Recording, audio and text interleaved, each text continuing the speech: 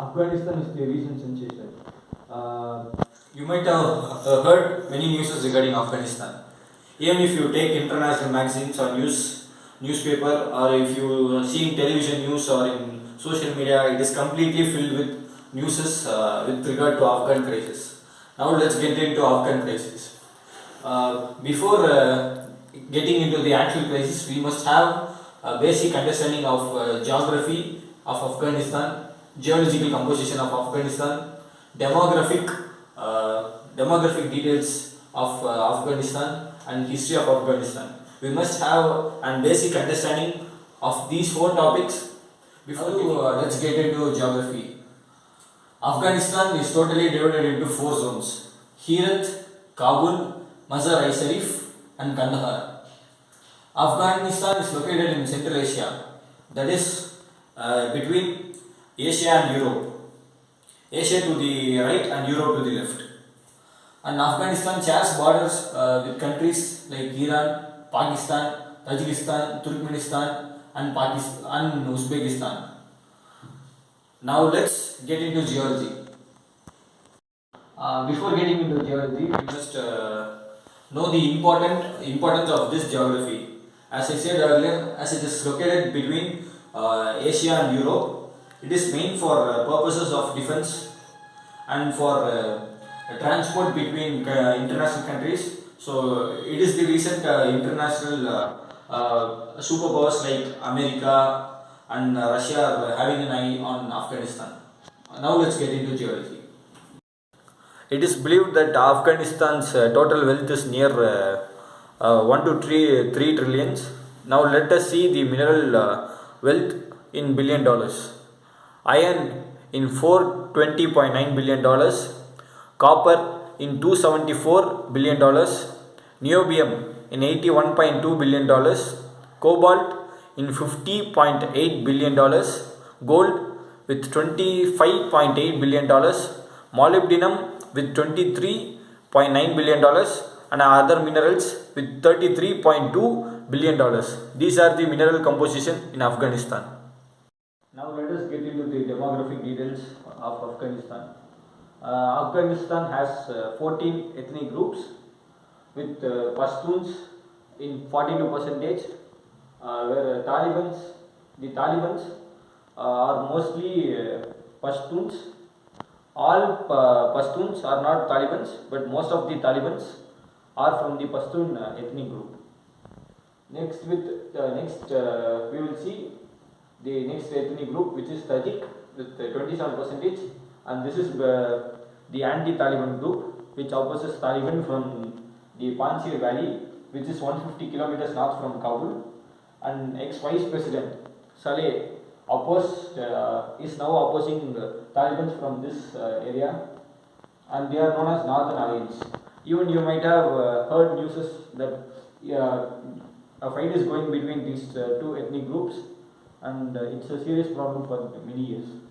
Next to Tajiks, Hazaras with 9%, Uzbeks with 4%, Turkmen with 2%, Aimak with 3%, Baluk with 2%, and other ethnic groups with 4% in population. These are the ethnic groups in Afghanistan. As I said, there are 14 ethnic groups, and I told the composition of these ethnic groups. And ethnic violence in Afghanistan is seen often, and that is the major problem which is related to Afghanistan crisis. Now let us see the history of Afghanistan. We can divide history into four parts. First, ancient history, and then in time of UK, that is in time of colonialism. Next, in time of Soviet power, and next the present Afghanistan. First, as per Hindu mythology, in Mahabharatam, there is a character called Saguni, and it is mentioned that Saguni is from a country called Gandharam, and that Gandharam is seen as Kandahar by some of the people who study the mythology. Some of the facts which are said are the height of Afghan people and the historical character Shaguni, mythological character Shaguni, and the characteristics of both Afghan people, that is Afghan people and Shaguni, and the eye size of Afghan people and the mythological pictures and mythological descriptions about the character Shaguni. These are all the factors by which some of the mythologists are telling the historical relation between Afghanistan and the Gandhar, that is Gandharam, and Shaguni, relationship between these. Now let us get into the modern world. In 1901 to 1978, that is in the time of colonization mostly,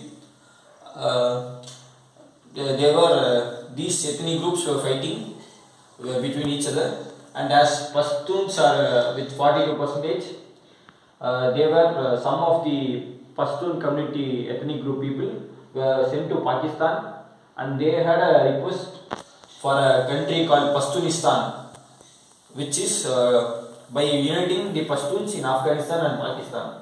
Even a group of Talibans are having the same request even now, that is seen as a problem to Pakistan. Now let's see the time period from 1970 to 1992. In this period, PDPA, there was a party called PDPA, which was run by the supporters of Marxist, and Soviet was having an influence in this time period. And there was a group called Mujahidins who opposed the communism rule, as it was opposition to their religion, and so they opposed, and America gave support to these Mujahidins indirectly, and Russia went from Afghanistan due to the power of Mujahidins. And next, when we see 1992, Taliban came into power. They opposed Shias, Hazaras, Tajiks and Uzbeks. And Northern Alliance, as I said, it was fighting with Afghanistan from the past time, and countries like US, Russia and India were supporting Northern Alliance, since even though US helped